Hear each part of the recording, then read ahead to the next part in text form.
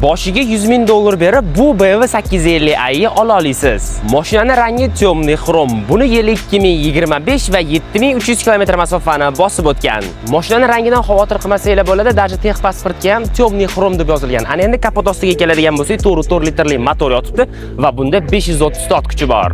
Vixloplar ustida ishlashgan, bo'lmasam buni ovozini bitta eshitib ko'ramiz.